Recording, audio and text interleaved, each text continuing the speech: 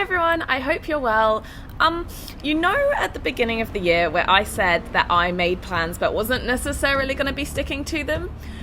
Yeah, I'm not going to Bali anymore. That's not to say that I won't be heading there at some point this year, because living there was one of my big bucket list things, but I'm not going there anymore after Australia. I have booked some flights out of Perth, but first I'll tell you why I put Bali on hold. It's a couple of reasons. One is I'm deciding to stay in Perth a lot longer than I initially anticipated. So initially I said I was going to be here for 3 to 4 weeks, but I've actually ended up staying here around 6 to 7 weeks, which I'm not mad about. I love it here, but I realised I just needed more time to produce the content that I wanted to while I'm here. So I've still got quite a bit of good stuff coming your way on Perth and Western Australia. And the second reason is because I'm staying longer in Perth, it means that I only have about 5 weeks left before I need to be back in London. And for Bali, that's not what I wanted. My intentions for going there were to rent an apartment and settle down for a bit. Even my initial 2-month plan would have been cutting it fine. So the fact that it was chopped down to 5 weeks, I was like, I'm gonna go somewhere else. And so it's times like this where I am so grateful that I only booked my one-way flight to Australia and I didn't book my flight onto Bali, because otherwise I would be having a few complications right now. And some people would argue, but aren't one-way flights way more expensive? And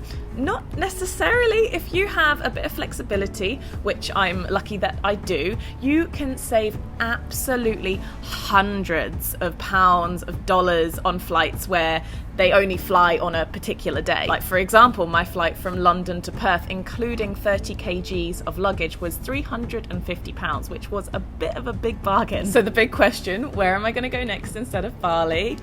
I am going to New Zealand! Controversial, as I have spent so much time there already, but I just couldn't help myself, seeing as I'm just so close to there, being on this side of the world. Well, I'm not that close, but close enough, closer than England. I will be returning for about a week to Queenstown, which to the UK is quite literally the opposite side of the world. But it's my favourite place in the world, and I still have quite a few friends who are living there, who I of course never get to see. So I'm really just making the most of an opportunity of being fairly close while I can, to make my heart smile. And also, when I actually lived in Queenstown, despite the fact that I was there for a whole year, I hardly vlogged at all. So I'm excited to get a little bit more content there, even if it is just for a week. I think we're also possibly planning a very small road trip there as well, but I'm not too sure where, so stay tuned for that. And then from Queenstown, I can't quite believe I'm about to say this because I still don't believe it's real, I am flying to Sri Lanka.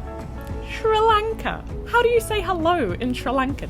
What language do they speak in Sri Lanka? I guess that's what Google's for. Ayubowan is the word used in Sri Lanka to greet someone. It means long life. Ayubowan. I'm probably saying that so wrong, aren't I? Ayubowan. Ayubowan. Ayubowan, mate.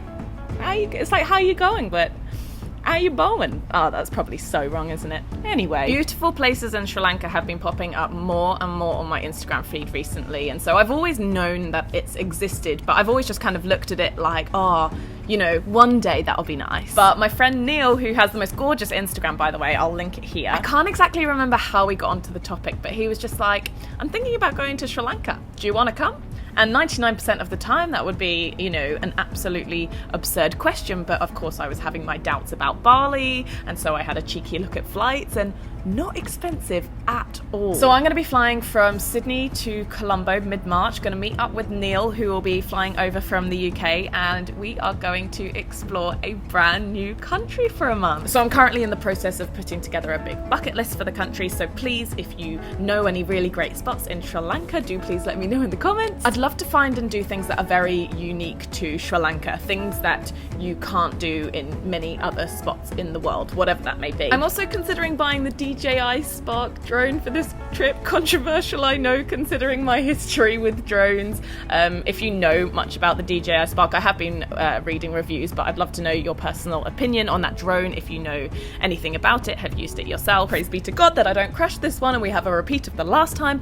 Lord have mercy on me. So yes, that's the update. Very exciting. I am sorry if you were particularly looking forward to the Bali video. I do hope that they will still be coming this year, just in a few months' time, that's all. And I will see you in the next video.